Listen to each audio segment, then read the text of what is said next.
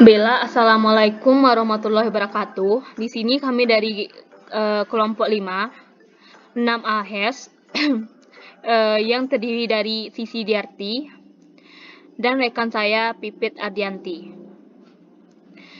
Nah, di sini kami akan memaparkan materi tentang antropologi hukum yang berjudul Hukum dan Masyarakat Modern atas bimbingan Bapak Rifki Nurdiansa MH. Nah, yang pertama, konsep hukum pada masyarakat modern. Secara antropologis, dalam kehidupan masyarakat, bila kita tanyakan apa alat ukur sebuah kemodernan, maka akan didapat jawaban yang bermacam-macam. Sebagian masyarakat mengatakan modern bisa digambarkan dengan banyaknya rumah makan, cepat saji seperti MC Donald, fried chicken, atau disebut dengan KFC, Pizza Hut, dan lain sebagainya. Nah, sedikit berbeda dengan masyarakat yang lebih terdidik yang mengatakan bahwa modern adalah masyarakat yang efisiensi dari segi waktu dan ruang. Maka seseorang yang makan pagi di Bandung, makan siang di Jakarta, dan malamnya makan di Bandung dikategorikan sebagai modern, termasuk juga tapal batas yang tidak lagi ditandai lewat batas teritorial, tapi maya yang jauh lebih melampaui teritorial. Semua itu menjadi cermin bagaimana asosiasi orang ketika mendengar modern, dan itu akan berbeda dari waktu ke waktu. Sesuatu yang modern saat ini untuk 10 atau 20 tahun mendatang mungkin bukan lagi modern. Nah, modernisasi menurut Fried Rice sebagai proses menandingi ciri dari suatu kebudayaan superior lain. Ditunjuk Helenisasi dan Sincisasi merupakan bentuk-bentuk kuno modernisasi, sedangkan westernisasi dengan komponen-komponennya yang terdiri dari industrialisasi, demokrasi, skills, dan ekonomi pasar. Konsep seperti ini juga memerlukan masyarakat sebagai prasyarat. Bila diambil konsep Telkop-Farson, menunjukkan masyarakat sebagai suatu sistem sosial yang swasembada, melebihi masa individu nominal, normal, dan mereka anggota secara biologis, serta melakukannya sosiologi terhadap generasi penerusnya. Nah, menurut Mariam Lev, mencaratkan 4 kriteria agar sebuah kelompok bisa disebut sebagai masyarakat. Yang pertama, kemampuan bertahan melebihi masa hidup individu. Yang kedua, rekrutmen seorang atau sebagai anggota melalui reproduksi. Yang ketiga, kesetiaan pada suatu sistem tindakan utama bersama. Yang keempat, adanya sistem tindakan utama yang bersifat swasembada. Nah, dalam kaitannya dengan hukum, konsep demikian menjadi menarik khususnya dengan perubahan sosial yang sepertinya juga terjadi terus-menerus. Hukum ini dapat saja dipahami sebagai salah satu pengendalian sosial yang dalam konsep refleks disebutkan sebagai elemen yang digunakan untuk masyarakat untuk menetipkan anggotanya, yang membangkang dan diiringi dengan proses sosialisasi terhadap cara itu. Dengan demikian, hukum dan modernisme sangat berkaitan.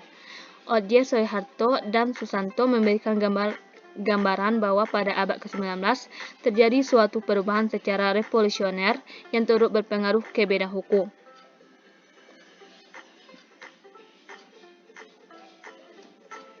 Nah, menurut Savigny, hukum merupakan perwujudan dari kesadaran masyarakat. Semua hukum berasal dari adat istiadat dan kepercayaan, bukan dari pembentuk undang-undang. Untuk memberikan gambaran yang lebih tegas tentang hubungan antara hukum dan modernitas, disebutkan Sucipto Raharjo dengan mengatakan bahwa ilmu hukum mencakup dan membicarakan segala hal yang berhubungan dengan hukum. Demikian luasnya masalah ini sehingga memancing pendapat orang yang menyatakan bahwa batas-batasnya tidak bisa ditentukan.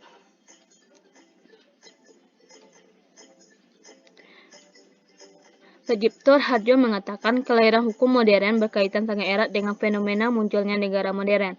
Tapi sekarang dunia mengalami perubahan mendasar, di mana eksistensi dari negara modern yang begitu teguh ada abad ke-18 menjadi semakin mencair.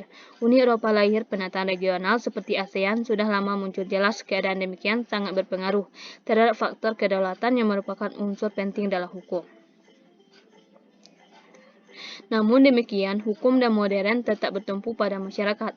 Sebagaimana dikatakan Ergen Ehrlich, bahwa sekarang atau pada waktu yang lain, pusat daya tarik perkembangan hukum tidak pada ilmu hukum, tidak pada undang-undang atau hakim, tapi pada masyarakat itu sendiri. Dalam disiplin hukum, sudah dikenal disiplin preskriptif, yaitu suatu ajaran yang menentukan apakah yang seyogianya atau yang seharusnya dilakukan dalam menghadapi kenyataan.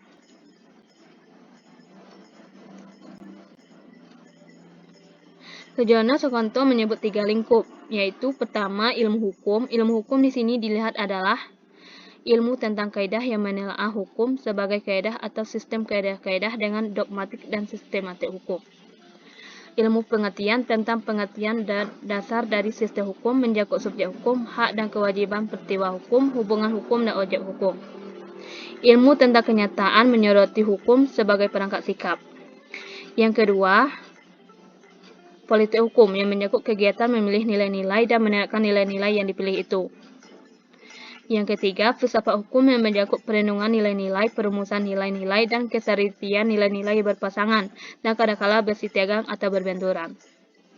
Semua penjelasan di atas menggambarkan betapa hukum itu sama sekali tidak sederhana dalam masyarakat sederhana sekalipun.